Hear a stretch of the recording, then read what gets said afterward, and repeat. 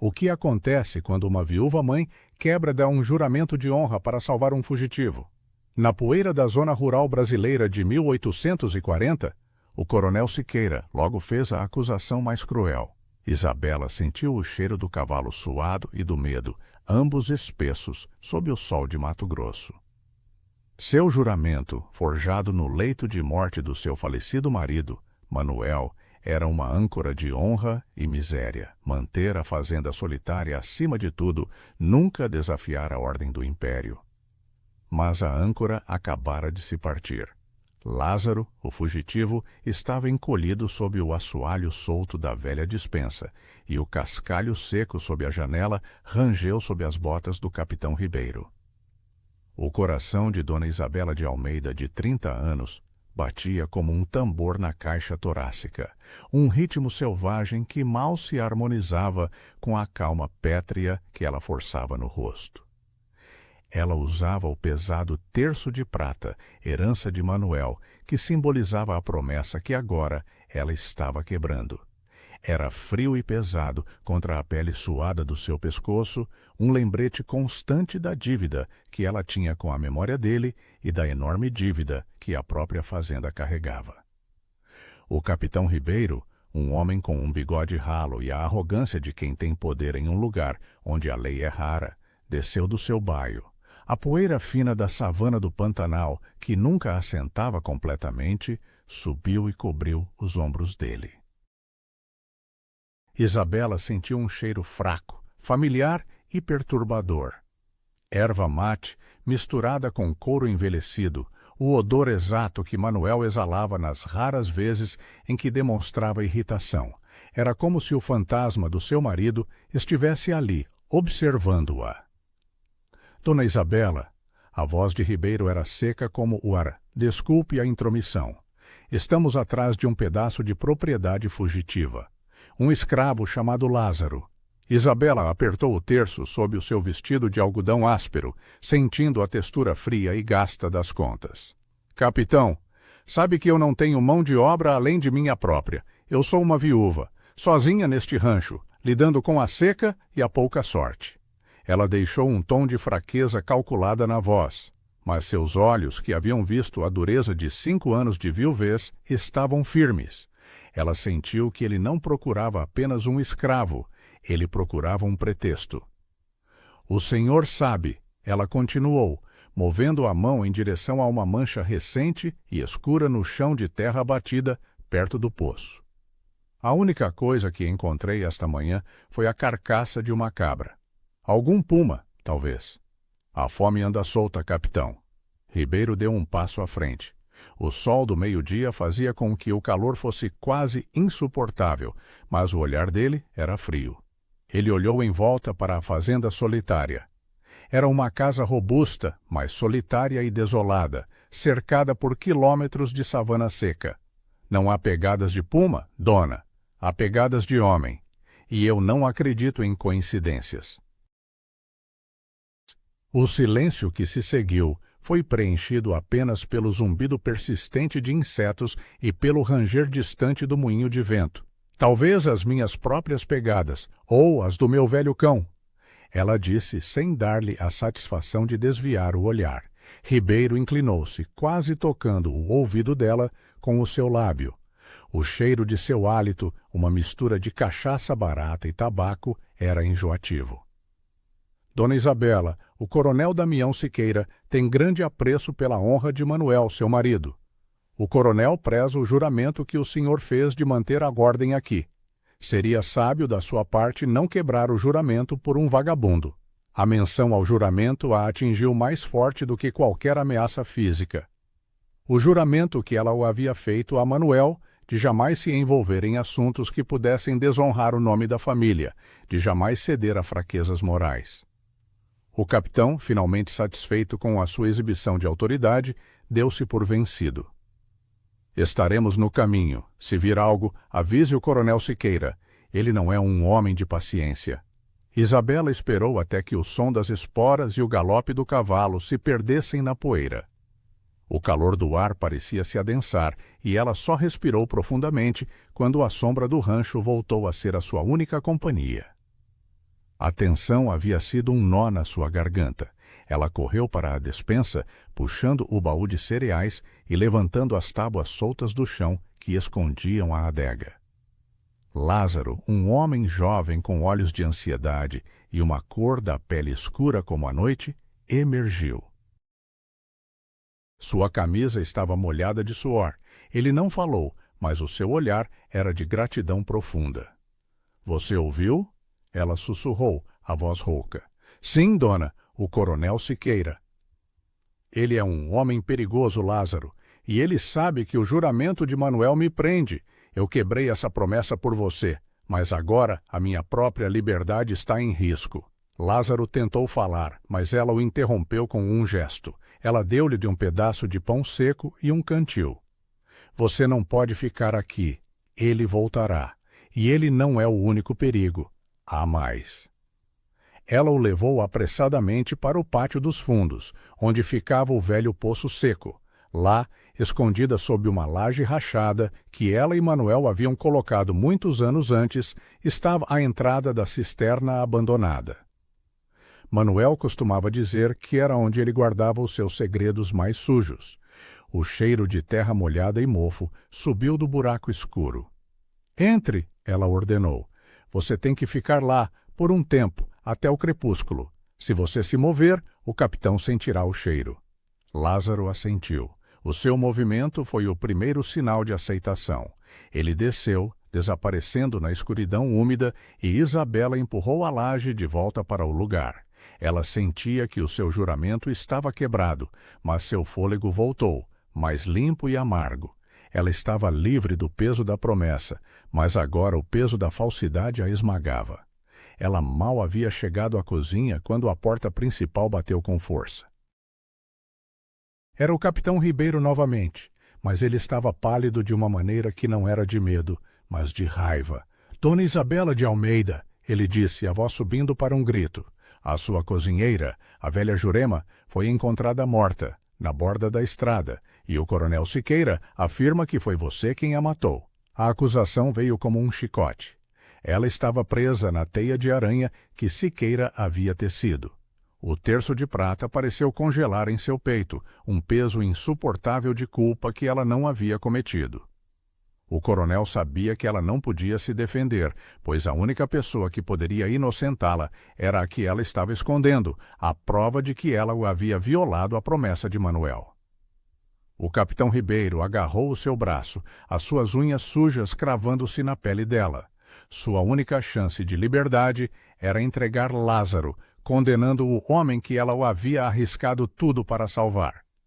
A única coisa que a sustentava era a sensação de que, mesmo quebrada, aquela nova liberdade moral não poderia ser vendida por 30 peças de prata. A única testemunha do seu crime e da sua inocência estava escondida na cisterna. Mas Lázaro sabia demais, e Siqueira certamente faria dele a prova que condenaria a todos. O toque rude do capitão Ribeiro foi o primeiro contato humano real que Isabela sentiu desde a morte de Manuel, e o choque da acusação a fez cambalear mais do que a força da mão dele.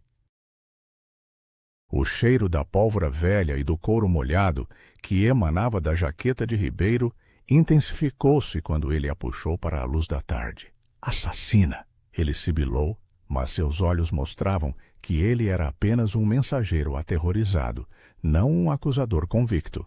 O coronel Siqueira está à sua espera na Casa Grande. Ele disse que o corpo da velha Jurema está lá, para que todos o vejam. A palavra Casa Grande soava como um tribunal, uma armadilha. Isabela sabia que ir para lá era entrar no domínio do coronel, longe de qualquer resquício de lei ou decência que a fazenda solitária ainda podia oferecer. O terço em seu pescoço estava quente agora, quase queimando, um símbolo da sua honra perdida, mas também da sua recém-descoberta coragem moral. — Eu não a matei. A voz de Isabela era baixa, mas firme. Jurema era minha amiga. A negação forçou Ribeiro a hesitar, pois ele esperava súplicas, não convicção. — Eu não tive nenhum motivo. O coronel Siqueira está mentindo. Ribeiro a soltou, confuso pela certeza dela. Ele empurrou Isabela para fora da porta, onde 2 soldados sujos, cheirando a suor azedo e poeira, aguardavam a cavalo. Os cavalos batiam os cascos, impacientes para deixar a desolação daquele rancho isolado. A savana seca, com seu cheiro de terra queimada e mato, parecia estender-se ao infinito, sem testemunhas. Enquanto era conduzida, Isabela passou perto da cisterna escondida. Por um momento, ela teve a visão perturbadora de Lázaro lá embaixo, na escuridão úmida, talvez ouvindo tudo. Ela notou um pequeno detalhe. Um tufo de capim dourado, trazido pelo vento, estava preso à borda da laje da cisterna. Era o único detalhe incomum em todo o pátio de terra batida, um sinal que podia indicar a entrada secreta, e Isabela sabia que Siqueira, ou pelo menos um de seus homens, o notaria mais cedo ou mais tarde. O caminho para a casa grande do coronel Siqueira, a fazenda Siqueira, ficava a 20 quilômetros dali. Era uma viagem de 1h30 através de estradas empoeiradas e ventosas. O sol já havia começado a descer, e o ar seco estava se tornando mais fresco, mas ainda carregado de calor residual. O silêncio da viagem foi quebrado apenas pelo som monótono das esporas dos soldados. Na chegada, a fazenda Siqueira era o oposto de fazenda solitária. Era uma imponente mansão colonial, pintada de branco impecável, com telhado de telhas e uma grande varanda sombreada. A presença de 10 guardas armados, a maioria homens robustos, cheirando a tabaco caro e pólvora, cercava a propriedade, estabelecendo o cerco policial que o capitão Ribeiro havia mencionado. A casa era um farol de poder e autoridade na paisagem esparsa, e a visão daquele poder a fez sentir-se ainda menor, mas não menos determinada. O coronel Damião Siqueira, de 50 e poucos anos, esperava na varanda. Ele era um homem grande e imponente, vestindo um uniforme militar bem cuidado que cheirava a lavanda e ferro engomado. Ele não se moveu quando Isabela foi conduzida escada acima, mas seu olhar era penetrante e cheio de uma satisfação cruel. Ele era a personificação da lei e da ordem que Manuel havia jurado manter. Dona Isabela. A voz de Siqueira era profunda e untuosa. Que pena! A viúva de um homem honrado envolvida em tal baixeza. Ele indicou o canto da varanda. Ali, coberta por um pedaço de lona suja, estava o corpo de Jurema. O coronel permitiu que os soldados retirassem a lona por um momento. Jurema era uma mulher velha e doce, e a visão do seu rosto sem vida, com uma expressão de surpresa congelada, foi um golpe para Isabela. O coronel, no entanto, não estava interessado em condolências. Ele estava interessado em fazer uma proposta. Seu amigo, o escravo fugitivo, foi visto perto daqui. Ele e a velha Jurema tiveram uma desavença. Sabemos que ele a matou, Dona Isabela. O coronel sorriu e era um sorriso sem alegria, apenas cálculo. Você o escondeu na solitária, não foi? Isabela sentiu o cheiro forte de café moído vindo da cozinha da casa grande, um contraste bizarro com a cena de morte. Eu lhe ofereço um acordo, continuou Siqueira, a voz agora um murmúrio confidencial. Entregue o escravo. Ele se tornará o assassino oficial, e você, dona, a viúva inocente, será libertada de toda a acusação. Sua fazenda será salva, seu juramento a Manuel será mantido. Ele gesticulou em direção à casa. Do contrário, você será presa e o rancho, com todas as suas dívidas, será meu. Isabela olhou para o corpo de Jurema.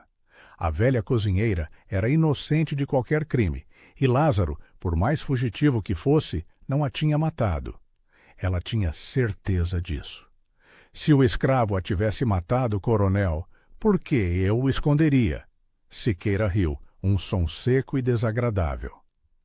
Porque você é fraca e quebrou o juramento de Manuel, e agora você está em uma situação difícil, minha senhora. Ele lhe deu 24 horas para decidir. O coronel queria que a pressão do tempo e a ameaça de prisão a esmagassem. Isabela foi trancada em um quarto luxuoso, mas vigiado, no andar de cima da mansão. A cama tinha lençóis de linho bordados e o cheiro do sabonete caro era esmagador, um forte contraste com o cheiro da terra e da pobreza da solitária. Ela se sentou na beira da cama, retirando o terço de prata. O peso daquela promessa era o que a havia acorrentado por 5 anos, mas a leveza de sua escolha moral de salvar Lázaro era o que a libertaria, mesmo que significasse a morte.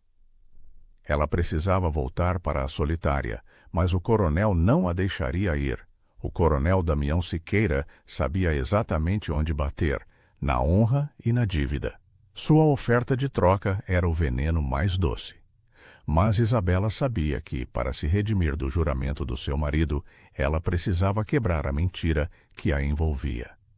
A mentira era mais perigosa do que qualquer verdade. O pensamento de que o tufo de capim dourado na cisterna pudesse ser a chave para o coronel encontrar Lázaro era o seu maior tormento. O quarto luxuoso parecia uma jaula dourada. O silêncio era interrompido apenas pelo ranger ocasional do assoalho de madeira envernizada e pelo som distante de vozes dos guardas. Isabela sentou-se na cadeira de vime, observando a savana através da janela. A noite havia caído, um manto de escuridão total, interrompido apenas por milhares de estrelas frias, típicas do interior. O cheiro de lavanda da roupa de cama era sufocante, fazendo-a ansiar pelo cheiro áspero de terra e fumaça da solitária. Ela segurava o terço de prata na mão, o seu peso não mais reconfortante, mas acusatório. Se Siqueira a acusou de assassinato, ele precisava de um corpo e de um motivo, mas, acima de tudo, ele precisava do seu silêncio. Entregar Lázaro não a salvaria. Apenas lhe daria uma trégua temporária e faria do coronel o senhor absoluto da região. Isabela sabia que a inocência dela e de Lázaro estava ligada. A velha Jurema tinha sido uma peça nesse xadrez sombrio, e sua morte era a chave para a armadilha de Siqueira. Na calada da noite, Isabela notou um movimento na escuridão. Um dos guardas de Siqueira passava pela janela do pátio com uma lanterna. A luz amarelada e vacilante projetou sombras longas. O guarda, um homem com a face marcada, cheirando a suor e cavalo, parecia inquieto. Ele estava patrulhando, mas a sua patrulha parecia ter um destino específico. Ele caminhou em direção ao estábulo, mas desviou-se para uma pequena construção abandonada que Manuel sempre usava como depósito. Este foi o seu primeiro sinal de esperança. O depósito era onde Manuel guardava velhas ferramentas e, mais importante, o seu antigo cavalo de montaria, Bruto, um animal que só Isabela podia controlar. Esperar pela manhã era aceitar a derrota. Ela precisava agir antes que a pressão do coronel se tornasse esmagadora. Isabela se levantou. A porta estava trancada por fora. Ela viu uma fina chave de fenda enferrujada, abandonada no parapeito da janela, um vestígio do último reparo. Ela a pegou, sentindo a frieza do metal sob os dedos. Seu coração acelerou, e o som da sua respiração alta no silêncio parecia ensurdecedor. A fechadura da porta era antiga, de ferro pesado. Ela se ajoelhou e começou o trabalho. A sensação tátil do metal contra o metal era de frustração e urgência. A cada tentativa, ela sentia o peso do tempo, a contagem regressiva de Siqueira. Ela podia ouvir o murmúrio distante das vozes dos guardas no andar de baixo. A chave de fenda escorregou uma vez, fazendo um pequeno clique que a fez congelar. Ela esperou, suor escorrendo pelo seu templo. Ninguém reagiu. Finalmente, após o que pareciam ser horas, mas na verdade foram apenas 10 minutos, o pino interno cedeu com um suave clunk. Isabela abriu a porta apenas o suficiente para deslizar para fora. O corredor estava escuro e cheirava a cera e mofo, e o ar frio noturno entrava por uma abertura. Ela se moveu furtivamente, descalça, sentindo a rugosidade do tapete de sisal sob os pés. Cada passo era uma aposta contra a vigilância do coronel. Ela chegou à escada e desceu lentamente, segurando o terço de prata com tanta força que as contas cravavam na palma da sua mão. A cozinha estava vazia. O cheiro de café de horas atrás ainda pairava.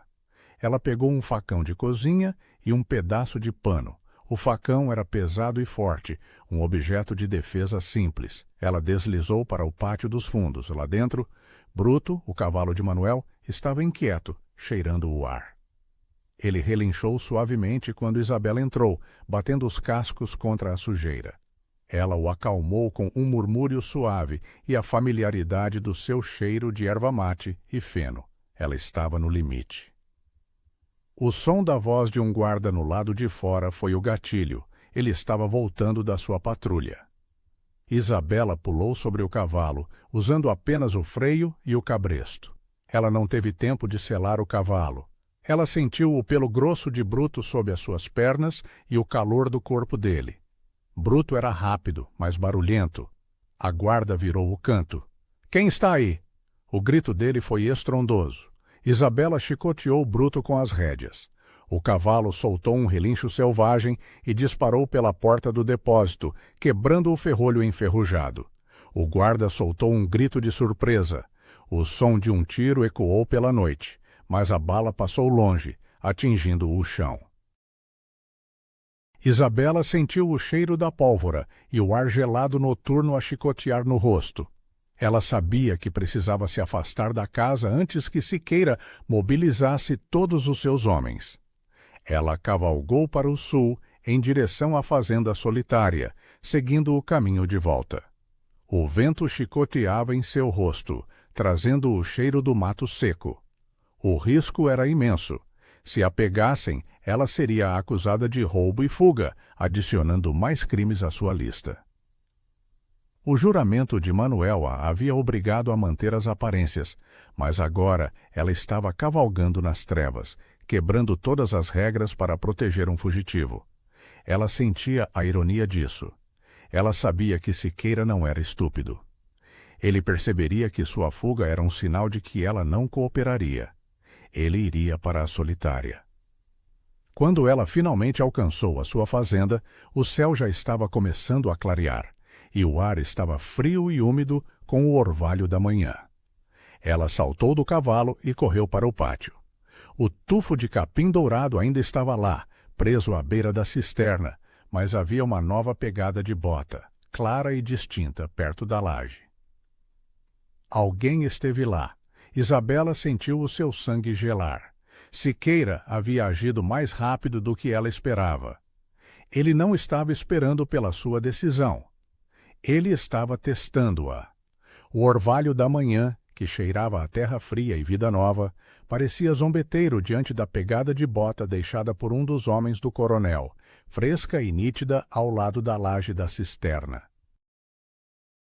A sola estava ligeiramente gasta na lateral, um pequeno detalhe que Isabela memorizou, sabendo que poderia ser crucial.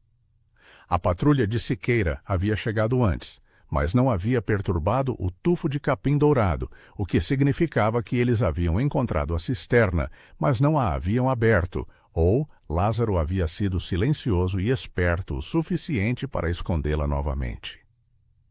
Ela correu para a cisterna, empurrando a laje rachada. O cheiro de terra molhada e mofo subiu.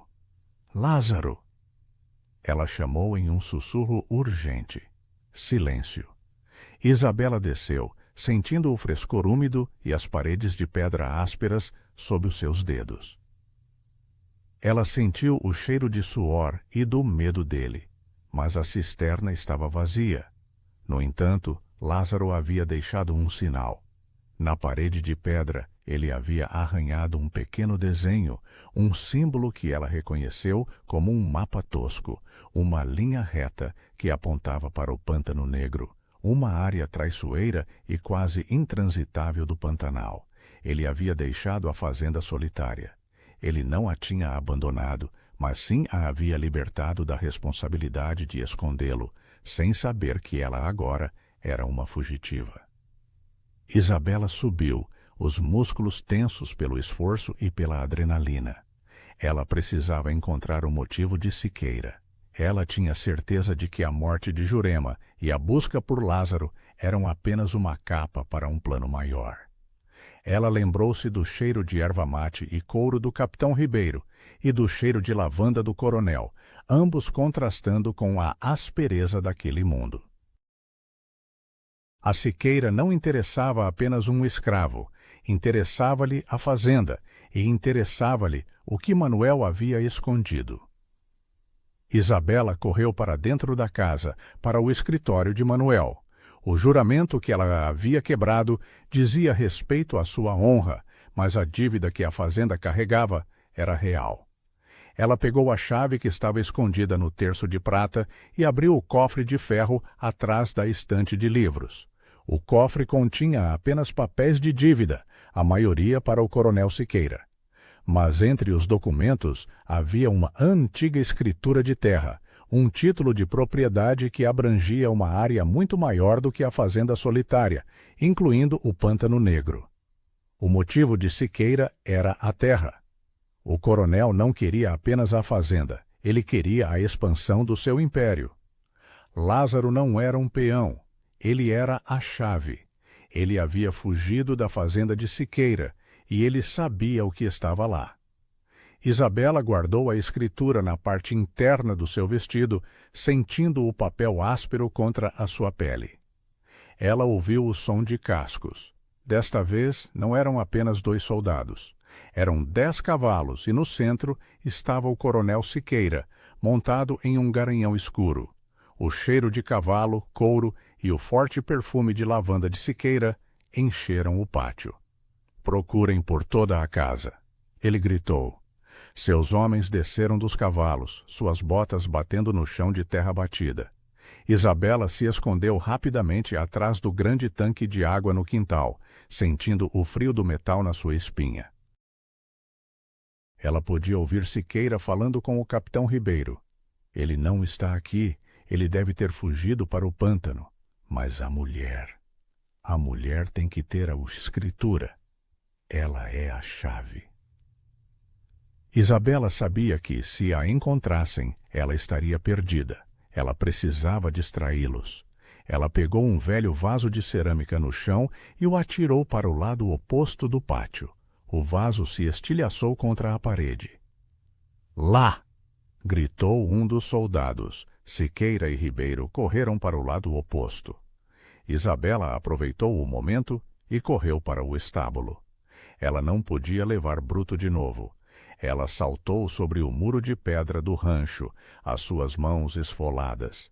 Ela sentiu a dor, mas o medo era maior. O som dos homens de Siqueira voltando era próximo. Ela correu para a savana, sentindo o calor residual do dia anterior na terra. Ela não tinha tempo de lamentar a sua perda. Ela tinha que ir para o Pântano Negro, seguindo o mapa de Lázaro. O coronel a seguiria, mas ela tinha a escritura. E Siqueira não podia deixar que a escritura caísse nas mãos erradas. A sua liberdade não estava mais em jogo, era a justiça. O caminho para o Pântano Negro era uma jornada de 5 dias. Ela estava sozinha, sem água e comida, apenas com o facão e o terço de prata. O juramento estava morto. A sua nova vida, de redenção e luta, havia começado. A savana, sob o sol do final da manhã, era um forno. Isabela caminhou por horas, sentindo a secura na garganta.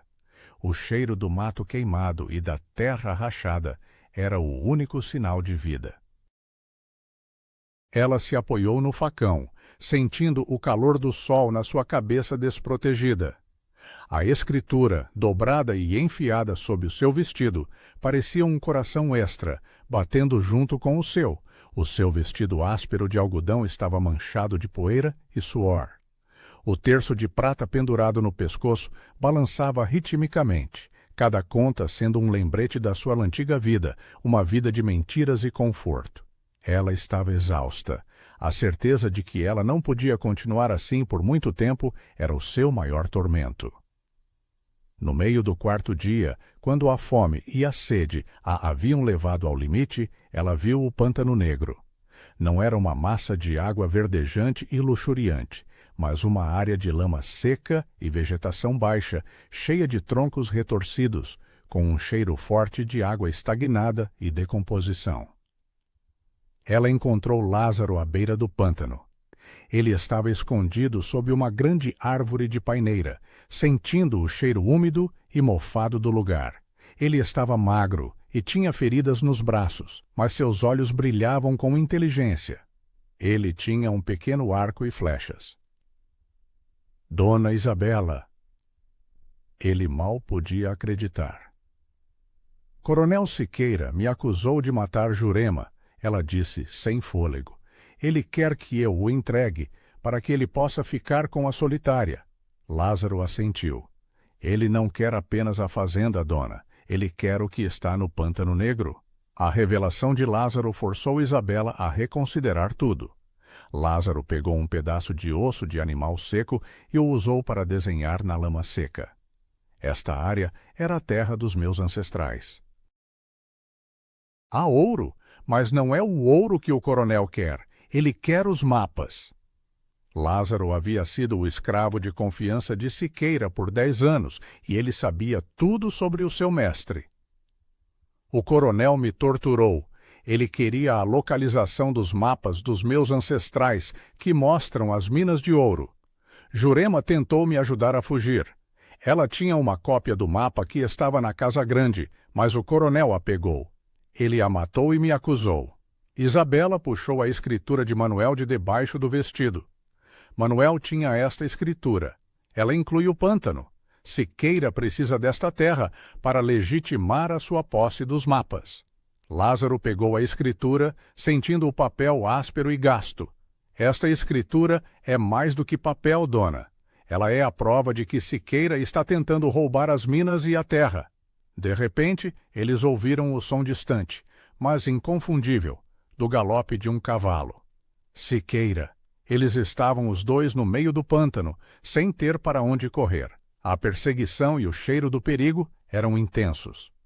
Lázaro e Isabela mergulharam na lama. A água era fria e cheirava a enxofre. Eles se moveram silenciosamente, esgueirando-se entre os troncos. Eles precisavam de um lugar para se esconder. Siqueira e o capitão Ribeiro apareceram na borda do pântano. O coronel estava furioso. Ela está aqui. Eu senti o cheiro dela. Ela não pode ter ido longe. Eles desceram dos cavalos. O coronel usava luvas de couro finas e cheirava a lavanda. Ele não queria sujar os seus sapatos de couro. Ribeiro, ao contrário, estava com o uniforme sujo. Isabela podia sentir a lama fria e escorregadia sob os seus pés. Lázaro a empurrou para trás de um tronco oco. O terço de prata ficou preso em um galho. Ela o puxou, sentindo a dor no pescoço. Siqueira estava a 10 passos de distância. — Ribeiro, você viu o tufo de capim dourado perto da cisterna? Ela estava lá. — Sim, coronel, respondeu Ribeiro, sua voz soando a terror. — Então ela tem o mapa, ou a escritura. Precisamos encontrá-la antes que ela chegue ao cartório em Cuiabá. Lázaro puxou Isabela ainda mais para a escuridão do tronco oco. Ele sussurrou no ouvido dela. — Nós temos que ir para Cuiabá. Lá teremos justiça. Eles esperaram que Siqueira e Ribeiro se afastassem, ouvindo o som de suas botas chafurdando na lama. A adrenalina de Isabela estava alta. Ela estava fugindo com um escravo fugitivo, procurando justiça para o assassinato de sua cozinheira e defendendo a honra de seu falecido marido, que havia deixado uma dívida e um segredo. No final do dia, eles estavam no Pântano Negro, caminhando em direção a Cuiabá. Isabela olhou para o terço de prata na sua mão. Ela não o colocou de volta no pescoço. O juramento estava morto. A sua nova vida, de redenção e luta, havia começado. A jornada para Cuiabá foi uma prova de resistência. Eles caminharam sob o sol escaldante, sentindo a poeira e a areia sob os pés, sobrevivendo comendo frutas silvestres e água dos riachos. Isabela e Lázaro tornaram-se parceiros silenciosos. O peso do terço de prata na mão de Isabela era o único elo com a sua vida anterior. Ela não o usava mais como um símbolo de promessa, mas como uma pedra de apoio, uma lembrança do juramento que a havia aprisionado. Lázaro, apesar de sua exaustão, era um guia excelente, lendo as estrelas e os sons da savana. Ele sentia o cheiro do perigo antes que ele se manifestasse, uma ameaça constante de que eles estavam sendo perseguidos. No final do 5º dia, eles chegaram aos arredores de Cuiabá. A cidade era enorme e barulhenta. O cheiro de especiarias e de carne assada era forte, um contraste com a monotonia do pântano. Eles se esconderam em um pequeno barraco de madeira fora da cidade, que cheirava a umidade e palha velha. Lázaro precisava se disfarçar. Coronel Siqueira saberá que estamos aqui, disse Lázaro. Ele terá informantes em todo lugar. Nós temos a escritura, disse Isabela. Nós temos que entregá-la ao juiz de paz. Ele é o único que pode desafiar Siqueira. Eles esperaram pela noite. O céu estava nublado e a escuridão era densa. Eles se misturaram à multidão de trabalhadores que voltavam para casa. Isabela estava vestida com roupas escuras e baratas. Ela sentia a rugosidade do tecido no seu corpo e o cheiro forte de suor e alho no ar. O juiz de paz, Dr. Elias Nogueira, morava em uma grande casa no centro da cidade. Havia 2 guardas armados na entrada, cheirando a pólvora e vinho. Eles estavam impacientes. Lázaro viu uma pequena abertura na cerca de madeira. Ele se esgueirou por ela. Isabela o seguiu, sentindo a sua ansiedade. Eles estavam a poucos passos da porta dos fundos. Lázaro parou. Dr. Nogueira não é um homem honesto, dona. Ele é amigo de Siqueira. Nós temos que ter cuidado. A desconfiança de Lázaro era a certeza de que a lei não os protegeria. Isabela pegou o terço de prata. Ele estava frio na sua mão. Não importa, nós temos que arriscar. Eu não quebrei o juramento de Manuel, nem arrisquei a minha liberdade, para cair em outra armadilha. Eles bateram na porta dos fundos. Dr. Nogueira abriu. Ele era um homem velho, gordo e com o rosto pálido, vestindo um robe de seda que cheirava a baunilha. Seus olhos estavam cheios de sono. "Quem está aí?" ele perguntou, sua voz rouca. "Eu sou Dona Isabela de Almeida, e este é Lázaro. Viemos buscar justiça", ela disse, estendendo a escritura. Nogueira pegou o papel, sentindo a sua aspereza. O seu rosto mudou, e o cheiro de baunilha em seu robe pareceu se intensificar. Ele olhou para Lázaro e depois para Isabela. "Eu sei quem você é, Dona Isabela, e eu sei quem é este escravo fugitivo. Vocês são a prova do assassinato de Jurema." Ele rasgou a escritura em pedaços. "Coronel Siqueira me avisou que você viria. Ele me deu a sua liberdade em troca da sua captura. A sua dívida com ele é muito grande." O payoff do juramento veio agora. Isabela havia quebrado a sua promessa, mas ela não havia quebrado o seu código moral. Ela não se ajoelhou. Ela sabia que este seria o seu último confronto. "O juramento de Manuel está morto", ela disse, sua voz calma e firme. "Mas o meu é de lutar pela verdade. Siqueira mentiu sobre a morte de Jurema. Ele a matou para me incriminar e roubar a terra." "Mentiras!" gritou Dr. Nogueira. "Você é uma mulher louca!" Lázaro interveio. Ele puxou a arma do juiz de paz e a apontou para ele. "Nós não viemos aqui para sermos julgados. Viemos para fazer um acordo. O juramento de Isabela havia sido para manter a honra, mas a sua redenção seria para desafiar o poder. Ela precisava provar a sua inocência, mas ela só podia fazê-lo se Siqueira fosse confrontado. Ela tinha uma última arma: o terço de prata. A arma na mão de Lázaro era o único poder naquele momento. O cheiro de baunilha e medo do Dr. Nogueira era quase palpável, e o rosto dele estava suado e pálido. "O que você quer, escravo?" Balsibilou Nogueira, tentando manter um resquício de dignidade. Nós queremos a verdade, disse Isabela, pegando o facão da cozinha. O metal era frio e familiar em sua mão. A viúva e o escravo fugitivo dominando o juiz de paz era uma imagem poderosa. A morte de Jurema. Quem a matou? Nogueira tentou mentir, mas Lázaro o interrompeu com uma ameaça silenciosa. O coronel Siqueira. Ele a matou. Ela sabia demais sobre os mapas do ouro e ele precisava de um bode expiatório para o roubo da terra. Isabela sentiu o peso da verdade. Ela tirou o terço de prata e o jogou sobre a mesa. O juramento estava finalmente quebrado, mas a sua honra estava restaurada. Eles precisavam de uma confissão pública. Lázaro amarrou Nogueira na cadeira. Eles o deixaram amordaçado e saíram pela porta dos fundos, correndo para a rua. O sol já havia nascido e o mercado estava cheio. O cheiro de café, frutas frescas e poeira era opressor. Eles precisavam de um lugar para se esconder, onde Siqueira não pudesse encontrá-los. Lázaro lembrou-se de um velho esconderijo de escravos fugidos, um quilombo escondido nas montanhas, a 10 quilômetros de Cuiabá. Eles tinham que chegar lá, mas Siqueira estava esperando por eles. Ele havia cercado o cartório de Cuiabá com seus homens. Coronel Siqueira estava a cavalo, vestindo seu uniforme impecável, cheirando a lavanda. Ele sorria, uma expressão fria de vitória. Eu sabia que vocês viriam aqui. Você é ingênua, dona Isabela. A sua moral custará a sua vida. Isabela e Lázaro estavam escondidos atrás de uma carroça de feno. O cheiro de feno e suor era forte. Os homens de Siqueira estavam armados. O coronel apontou uma espingarda para eles. Entreguem-se, ou eu atirarei. Isabela percebeu o capim dourado preso à cela de Siqueira. Ele havia voltado para a solitária e ele havia encontrado a cisterna. O plante do capim dourado era o payoff final.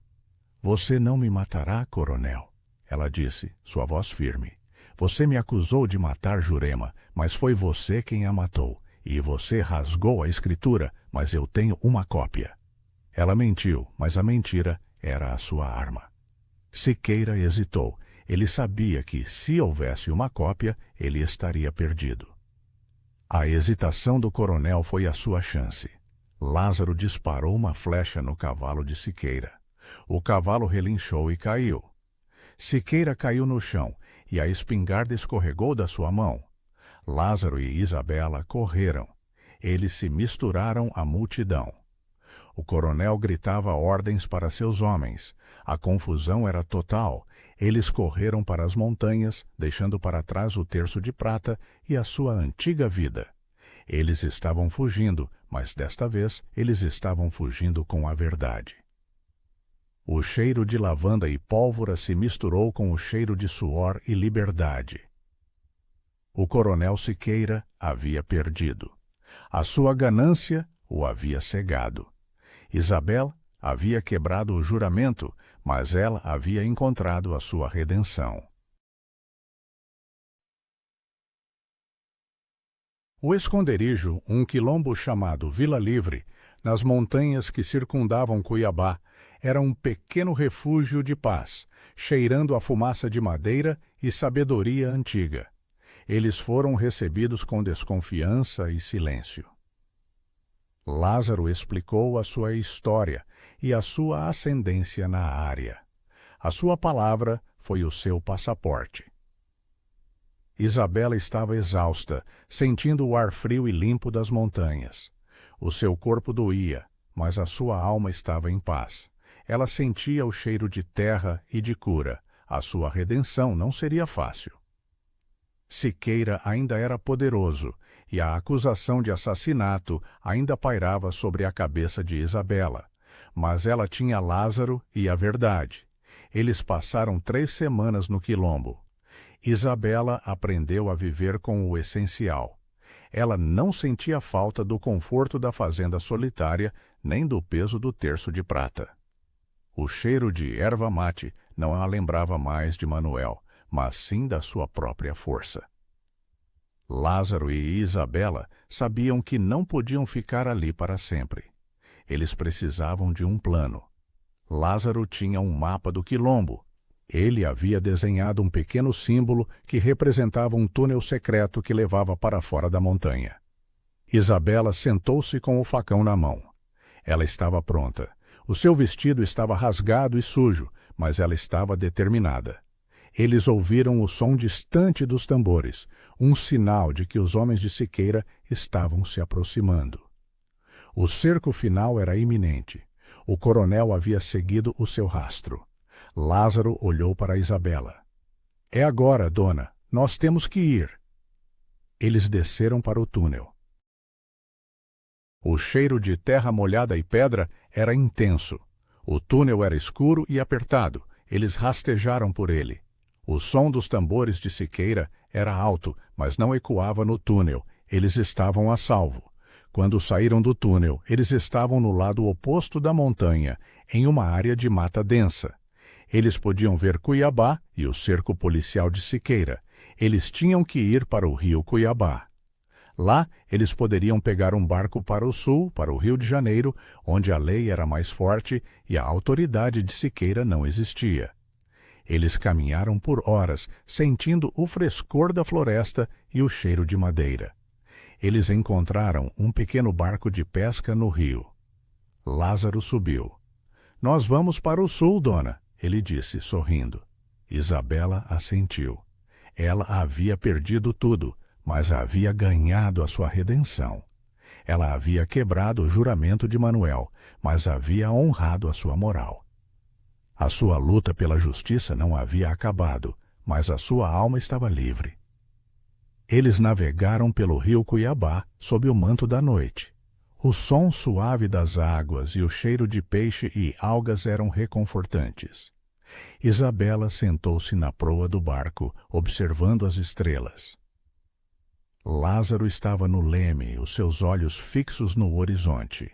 O terço de prata estava enterrado no quilombo, e com ele o peso do juramento de Manuel. Ela havia deixado a sua vida para trás, e agora ela estava livre para recomeçar. O coronel Siqueira ainda era uma ameaça, mas agora ele tinha que lidar com a confissão do juiz de paz e com as mentiras que ele havia tecido. Eles navegaram por 5 dias, evitando as patrulhas fluviais de Siqueira. O ar estava mais fresco e o cheiro do oceano, a centenas de quilômetros de distância, parecia prometer um futuro melhor. Eles se alimentavam de peixe fresco e frutas silvestres. A chegada ao Rio de Janeiro foi o payoff final. A cidade era enorme e caótica. O cheiro de sal e de poluição era intenso. Lázaro e Isabela se misturaram à multidão. Eles encontraram um advogado, um abolicionista que estava disposto a ajudá-los. Isabela entregou a sua versão dos fatos. Ela falou sobre o juramento de Manuel, a dívida, o assassinato de Jurema e a ganância de Siqueira. Ela falou sobre a cisterna e o tufo de capim dourado. A justiça demorou, mas finalmente chegou. Dr. Nogueira confessou e o coronel Siqueira foi preso por corrupção e assassinato. A fazenda solitária foi confiscada pelo Império. Isabela havia perdido a sua fazenda, mas havia ganhado a sua liberdade e a sua redenção. Lázaro estava livre. Eles não se casaram. A sua relação era de parceria e respeito. Isabela se tornou professora na escola de uma missão abolicionista no Rio. Lázaro trabalhou no cais, ajudando outros escravos a fugir. No final, Isabela não tinha o terço de prata nem a fazenda solitária, mas ela tinha a paz. O cheiro de erva mate agora a lembrava da sua própria força e da sua moral inabalável. Ela havia quebrado o juramento de um homem morto, mas havia salvado a sua alma e a vida de um homem inocente. A verdadeira honra não era manter a palavra, mas sim fazer a coisa certa. O juramento estava morto, mas a redenção estava viva. A história da viúva-mãe que quebrou a sua promessa para lutar pela justiça tornou-se uma lenda sussurrada nas ruas do Rio de Janeiro. A sua vida era um testemunho da verdade.